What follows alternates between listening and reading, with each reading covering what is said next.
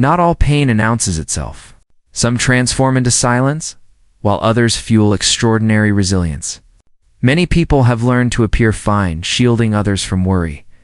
Yet beneath the composed exterior, the coldness, and the intense independence, there lies a story.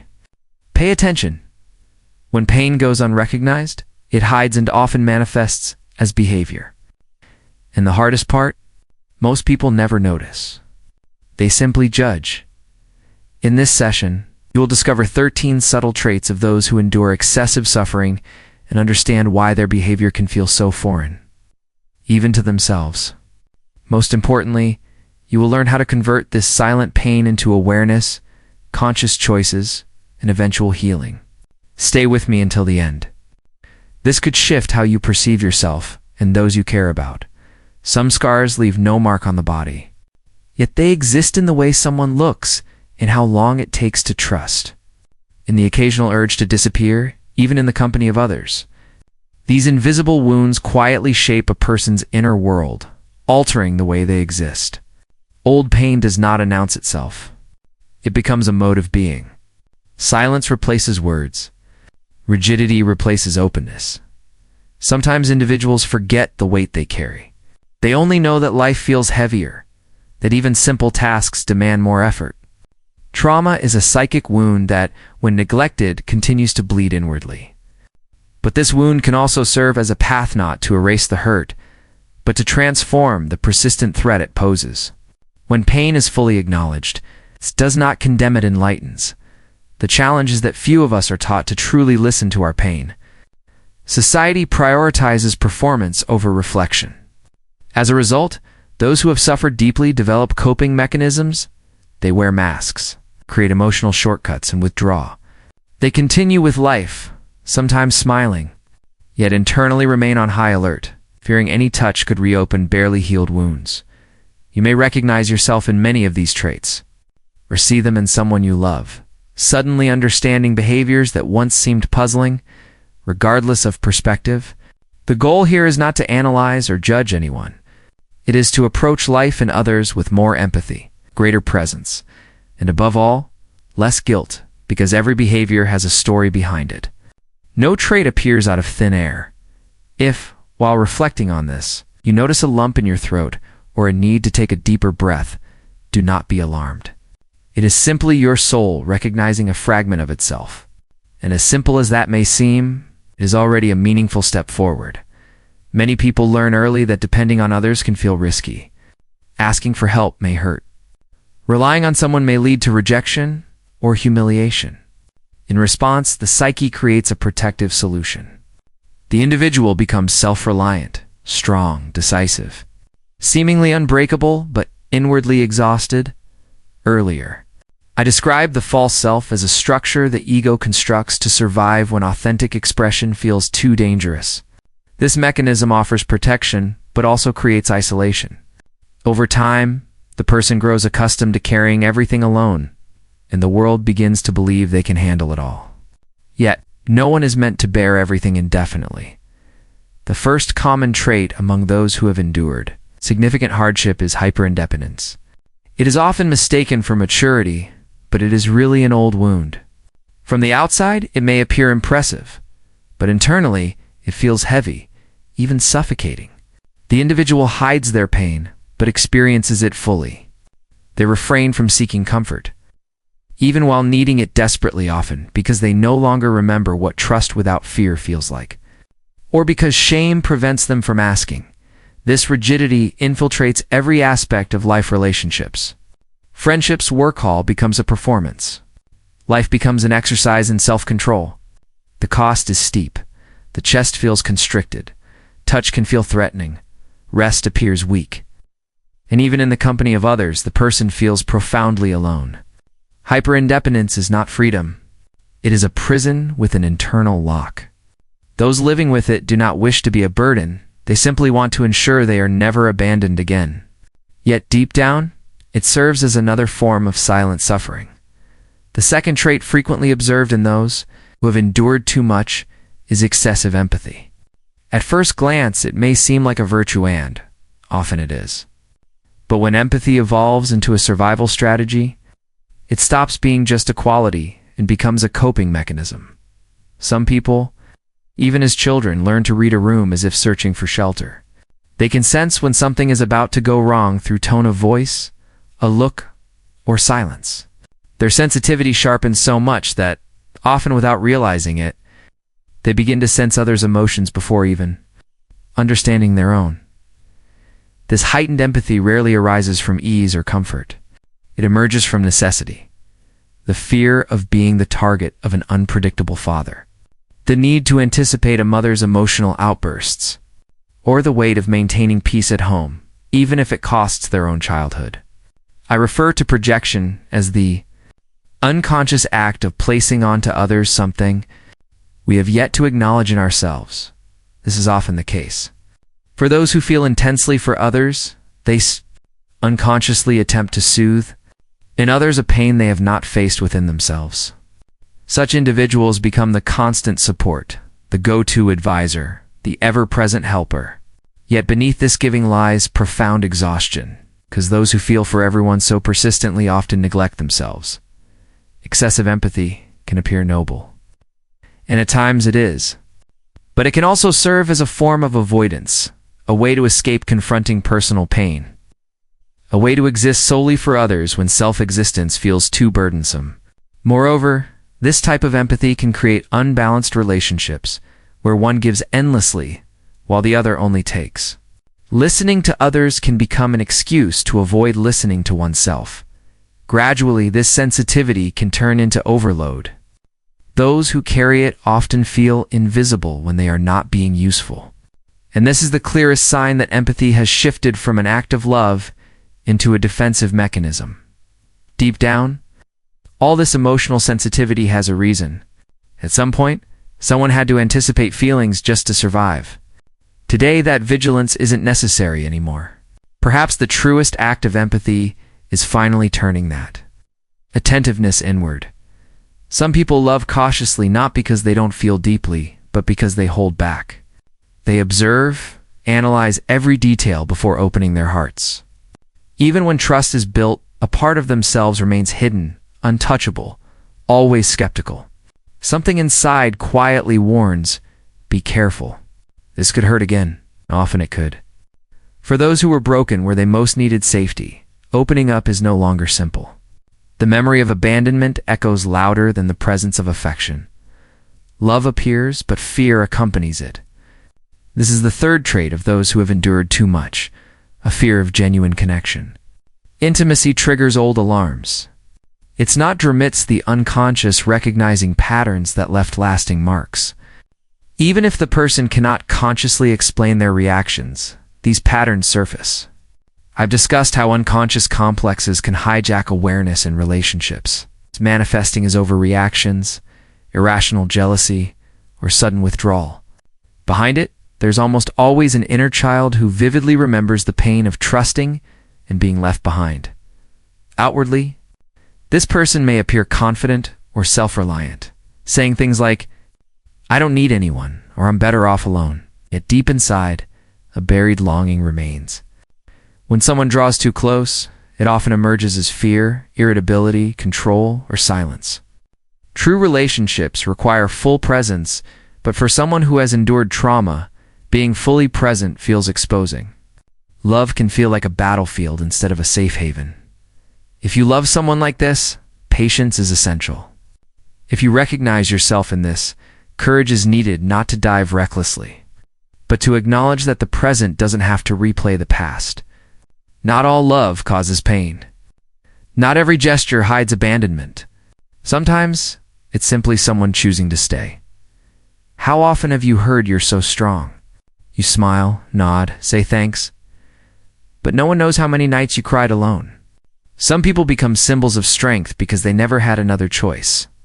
When the world collapses too early, you either hold up the roof yourself or fall with it, and so the body adapts, forcing itself to rise each day, even when every part of you wants to collapse and vanish. The fourth trait of those who have endured too much is this: the persona of a strong individual who suffers alone. Outwardly, they appear composed. Their voice is steady, their gaze unwavering. Yet beneath it all lies a profound exhaustion invisible to others. Expressing fatigue feels like an unacceptable weakness. Showing pain seems impossible. I call this the social mask we all wear. But when the suffering becomes overwhelming, the mask is no longer a choice. It becomes a permanent shield. The person transforms into what the world expects them to be, often forgetting who they truly feel they are. The danger is that these very strengths can turn into a silent prison. Nobody checks if you need support because everyone assumes you have everything under control. Yet no one can manage everything at all times, and no one should have to. What appears as stability is often mere containment. What seems like self-control is frequently the fear of unraveling in front of someone. Life then becomes a constant effort to hold it all together outwardly, while slowly fracturing inwardly. And when a breakdown finally occurs, it happens in solitude, under the shower, on the pillow, during the commute. Nobody notices because the performance has been flawless. It may seem impossible that something is wrong, yet it is. The burden has been too great for too long. True strength isn't about never breaking. It's the ability to admit honestly, today is hard. Trust that someone will listen without judgment, advice, or pressure. Just listen. Perhaps then, the armor begins to loosen. The fifth trait of those who have endured too much is heightened sensory sensitivity. Loud noises feel overwhelming. Bright lights irritate. Crowded spaces exhaust. The mind attempts to maintain control, but the body reacts first. The heart races. Breathing shortens. The urge to escape arises, often without clear cause. This is not dramatization or exaggeration. It is the nervous system adapting to a state of constant alert. Behind this heightened sensitivity lies a story of childhood where danger could appear without warning, a trauma that made the world feel threatening, and a body that long struggled to relax. When emotional pain is deep and persistent, the body never forgets. As I've said, what doesn't reach consciousness often returns as fate. For old wounds, it resurfaces as physical sensations. The body expresses what the soul has yet to put into words. This sensitivity allows a person to notice what others often overlook: a background noise that feels harsh, a scent unnoticed by anyone else, or a glance that lingers just a moment too long, carrying an unspoken judgment. Living this way means experiencing the world with all senses constantly alert, even in the absence of real danger. It can be exhausting and confusing, especially because others rarely understand why a place felt off, why a gathering was overwhelming, or why a conversation left someone drained. For the sensitive individual, every stimulus hits at full volume. When understood properly, this heightened awareness can be a gift. Many with this trait are intuitive, perceptive, and deeply aware. But when rooted in trauma, it becomes a burden. The body transforms into a silent battlefield, reacting to threats that the conscious mind has forgotten, yet the soul still holds. Healing begins when we recognize how past pain imprints on the body. Discomfort isn't weakness, it is memory. An exaggerated response to stimuli may simply be an old cry seeking acknowledgement. Not every sensation is random. Sometimes it is the body reminding us that was too much once, and I am just trying to protect you. One of the key traits of those who have endured deep suffering is an obsessive need for control. This is not about being bossy or rigid. It stems from experiences where chaos once felt overwhelming. They learn that without control, everything could collapse. Control becomes a survival tool, planning every step, anticipating every outcome, double or triple checking everything. It is not about power. It is about fear. Fear of being caught off guard again, of reliving past losses. Outwardly, it appears as efficiency, organization, and responsibility, but inwardly, it is constant tension. Even when everything seems fine, the mind never rests. What if something goes wrong? What if I'm forgetting something? What if I said, the ego tries to control exactly what the unconscious refuses to face. In this sense, control becomes a barrier against life's unpredictability, against the helplessness that once consumed us and never fully left. People trapped in this need for control struggle to relax. They resist delegating. They fight against the unexpected because surprises aren't merely inconvenient, They are perceived as emotional threats. They disturb more than routines. They shake the psyche. Often, these individuals don't even realize how ensnared they are in this pattern. They simply feel constantly drained, overloaded, always fixing everything, even when no one asked. And this comes at a price. Relationships grow tense. Minor decisions feel monumental. The present never seems enough because the mind is always racing, trying to anticipate the next move. At its core, this obsession with control isn't strength. It's a reflection of a soul that once felt powerless in the face of pain and is now attempting to compensate, yet life, wild and mysterious, cannot be controlled. It can only be experienced. Living fully requires trust, but a willingness to allow small openings. Trusting that perhaps not everything needs to be managed to turn out well. Healing doesn't happen by abandoning control instantly. It emerges gradually, as we recognize that it is possible to exist without fear, that not everything will collapse. Letting go of control is like switching off the lights in a room where you once slept with everything illuminated. Terrified of the dark. Initially, it's unsettling.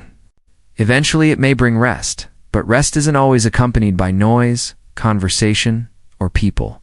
Sometimes true relief arrives in quiet, when the outside world stops demanding, pressing, and intruding. That is the seventh trait of those who have endured too much, seeking silence as refuge. This is not isolation out of disdain, but a necessary space to pause, to hear one's own breath, free from expectations. Silence becomes a shelter, a cocoon where the soul can reorganize. For those who live outwardly, craving noise, movement, or constant company, this may seem odd. A quiet corner, a brief conversation, or a lighter presence might appear minimal. Yet for those who have weathered internal storms, silence is not emptiness, is restoration. I learned the symbolic value of retreat, understanding withdrawal as a psychic process of death and rebirth. When everything feels overwhelming, the soul retreats. Shielding its wound not from coldness, but for survival, silence is more than the absence of sound. It is the absence of judgment, demands, and masks. It is a space where nothing requires explanation, where pain can simply exist without an audience or pressure to recover quickly. Over time, however, the silence that begins as healing can transform into a wall. What started as a pause may become a pattern. And the risk is that silence may turn into prolonged solitude and forgetfulness. So, this is why this trait requires careful attention. Not everyone who goes quiet is truly okay. Sometimes they are simply exhausted from trying to fit into a world that never stops talking. The path forward is to honor that silence without guilt.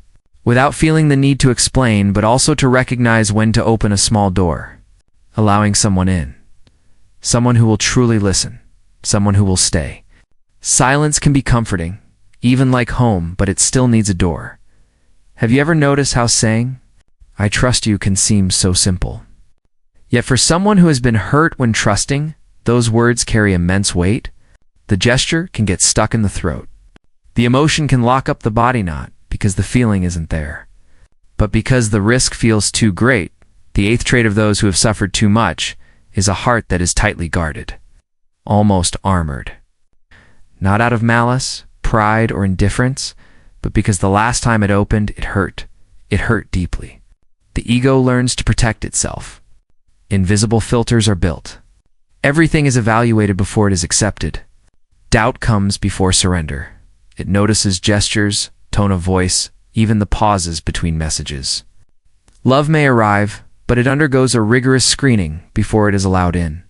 This is exhausting both for the person who feels deeply and for anyone trying to love them. Affection never flows freely. There is always a hidden weight, a tension, a quiet question. Can I really trust this? The soul lives like someone sleeping with one eye open. Earlier, spoke about the difference between living from fear and living from trust. Here, fear becomes the lens. Everything is viewed through the memory of past pain. Even when things are fine, a part of them is always ready. Be cautious. This could change. Time may have passed, but the unconscious reacts as if the threat is still present. Even when someone is kind, present, gentle distrust becomes a shield to avoid being hurt again. Yet this protective stance blocks the real experience of love. Deep connection requires some surrender, some risk, a willingness to open the door to another. Ironically, those who guard their hearts the most are often the ones who long to love and be loved the most. They simply want to protect themselves from repeating the pain.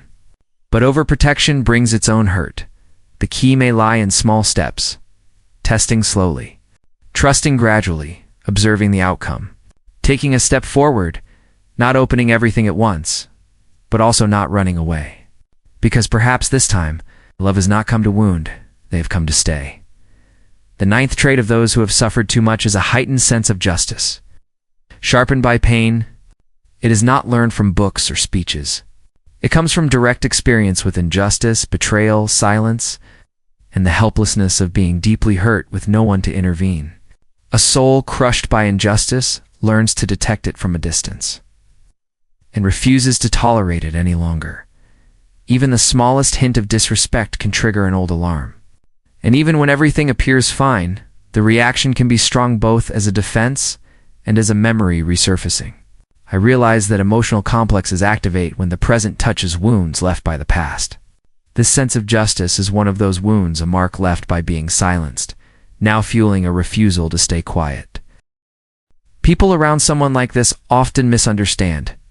They might label it as overreacting, being dramatic, or impulsive, but it isn't. It is the psyche asserting, not this time. I will not swallow this again. This ethical sensitivity often emerges early. Children who witnessed wrongs they couldn't prevent.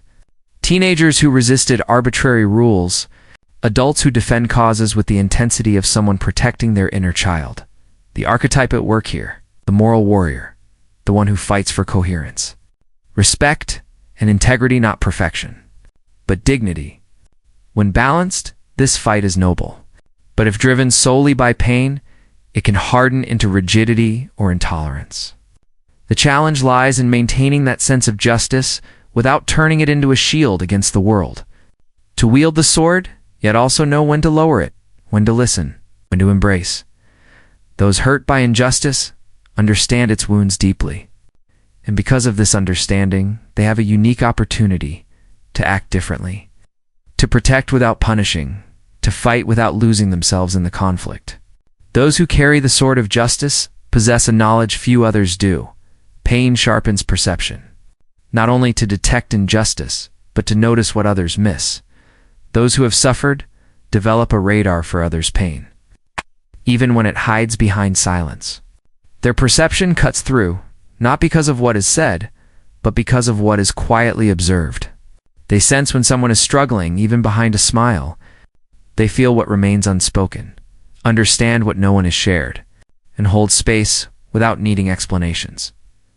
The 10th trait of those who have endured deep suffering is this: the ability to notice what others overlook. Pain sharpens their perception. The inner self becomes more aware, more compassionate, more capable of sensing where sadness hides, even when it is well covered. This is not supernatural. It is memory. A memory formed from having lived through what can now be recognized in the smallest signs. This kind of awareness is not taught. It emerges. Or more accurately, it awakens after a fall. People who have cried in silence know how to hear what is unspoken. Those who once felt alone in a crowded room learn to identify the same feeling in someone else. It becomes almost instinctive. I said before that when we integrate our own pain, we become more capable of noticing collective pain. That is exactly what this trait reflects: a type of emotional radar that does not seek attention but appears when needed, and often it changes everything. This sensitivity may seem soft, but it carries weight, because seeing what others miss also brings responsibility. Those who feel deeply for others often forget themselves. They absorb, they care, they get involved, and slowly fade into the background. The key is balance. To notice others without losing your sense of self. To show up without disappearing. To feel with someone, but not carry all their weight alone. This ability to sense the invisible is a gift. But it is also a reminder. pain, when processed with awareness, becomes a tool of presence that supports without overwhelming. And even when the world keeps moving fast, those with this trait know that truth hides in the small details and how someone sits. In the pause before they speak, in an "I'm fine" that doesn't sound convincing. Only someone who has known real pain understands what that truly means, but this clarity also has a cost. While you read people's expressions, gestures, and tones, something inside quietly wonders, what if I'm just a burden? Have you ever apologized for something minor? Or for nothing at all? Have you ever felt that simply existing, taking up space, already makes you too much? The 11th trait of those who have suffered deeply is this: a profound fear of being a burden. It is quiet, but persistent, a subtle shame tied to having needs, wounds, or desires. People who carry this fear rarely speak about it, but it appears in every attempt to shrink themselves. In every "I'm okay" meant to keep others from worrying. In every moment they swallow their tears so no one thinks they're weak. This trait usually develops early. When emotional pain was dismissed or turned into something others found inconvenient, children who were told, "Stop crying, don't be dramatic," or treated as if their feelings didn't matter, grow up believing that their emotions are a burden and that they themselves are one. The adult shaped by this becomes kind, supportive, diligent, but constantly afraid of being too much. They even feel guilty for asking for help. They feel guilty for occupying space during moments of vulnerability. They spend their lives trying to compensate for the mere fact of existing. I call this unconscious guilt, a sense born from a deep wound so profound that the ego molds itself around it. In this case, the wound communicates that your value exists only when you don't interfere. The person learns to constantly justify themselves, attempting to ease their own pain and downplay every need. Even the love they receive can feel uncomfortable, as if they're taking the place of someone more deserving. Living this way is like walking cautiously, afraid to leave any trace. It's existing as if you need permission just to breathe. Yet the truth is, no one should feel guilty for having needs. Needing is human. Feeling tired is human. Being vulnerable is human to be, because acknowledging fear is already a step toward healing. When you recognize that taking up space is not a crime but a right, something shifts. The burden feels lighter, the soul stands taller, and life ceases to be a constant struggle to avoid bothering anyone. You don't have to earn affection. You don't have to over-explain yourself. Simply being here is enough, even amid the fear of being a burden. Your soul still finds comfort in unnoticed details, the warmth of a hot coffee, a simple good morning from no one else, the quiet presence of small gestures. Those who have lost much learn to value the smallest things, and that is where healing begins to smile. A warm cup in your hands, the late afternoon sunlight filtering through a window. That's enough. A message asking, "Did you get home safely?" The sound of rain while the world continues spinning. The 12th trait of those who have suffered greatly is their ability to cherish small moments. This isn't about romanticizing pain. It's about what pain leaves behind. During times when everything seems to crumble and chaos reigns, the simple things gain profound meaning. Small moments no longer feel insignificant. They become markers of life, peace, and presence. Those who have been broken learn to notice beauty where others pass by without a glance. The soul cultivates quiet gratitude, not for the pain itself, but for what follows, the pause, the unexpected kindness, the stability that once seemed impossible. I spoke of the archetype of the wise ones, someone who, after confronting their shadow, emerges with a renewed perspective on life. More humble, more attentive, more present. This transformation shows itself subtly. Such a person doesn't need much to feel deeply, but when they do, they experience it fully. Their sensitivity appears in small gestures, the smile at the changing sky, the heartfelt thanks for a perfectly timed cup of coffee, the tears shed at a song that touches a still and healed part of the heart. Sometimes this depth is mistaken for fragility, but it is the opposite. It is resilience. It is emotional maturity. It is surviving chaos while retaining tenderness. The ability to notice and appreciate small moments reflects someone who has known loss and now values what remains before it disappears. Their presence is fuller, their silence attentive, their gaze thankful even before a word is spoken. One final mark of those who have endured great suffering is the search for purpose. Surviving is not enough. The soul seeks meaning. Pain seeks direction, a way to make sense of devastation. After enduring hardship, people often search for something beyond themselves, reason to continue, to ensure their suffering was not in vain. That reason is rarely grand, but deeply authentic. It might be helping someone facing the same struggle, creating, writing, caring, teaching, or simply being there for another in a way they themselves were not supported. There must be a why. Pain longs to become a path. I see this as the start of individuation. When a person stops being captive to their story and transforms it into awareness, purpose, and contribution, it becomes visible in how they engage with the world. They care less about appearances and more about truth. They recognize life's brevity and the cost of simply existing, so they make their presence meaningful. What once felt unbearable gains significance. This doesn't erase pain, it remains as memory, as scar, but it no longer rules. Instead, it points forward. Those who reach this state look back and realize that even broken, they persevered. Even wounded, they cared. Even uncertain, they turned suffering into presence, and presence into purpose. This is not about being a role model or appearing strong. It is about gradually moving beyond mere survival to living intentionally. The need for purpose is not escape. It is growth. It is the birth of something new in the soul, a declaration. I endured, but that is not all I am. From this place, life begins to bloom in ways it never has. You are not defined by your pain, nor do you need to conceal it. There is a quiet strength in survival, a raw wisdom forged deep within the soul.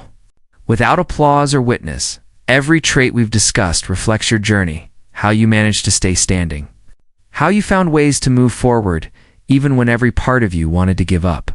Some of these traits became shields, others acted as compasses.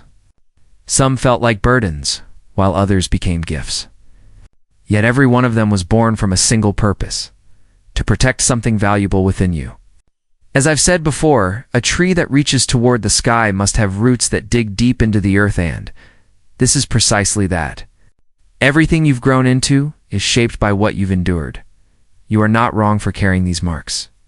Simply being alive, after all you've faced, is a strength the world rarely acknowledges, but it exists, it pulses, and it deserves recognition.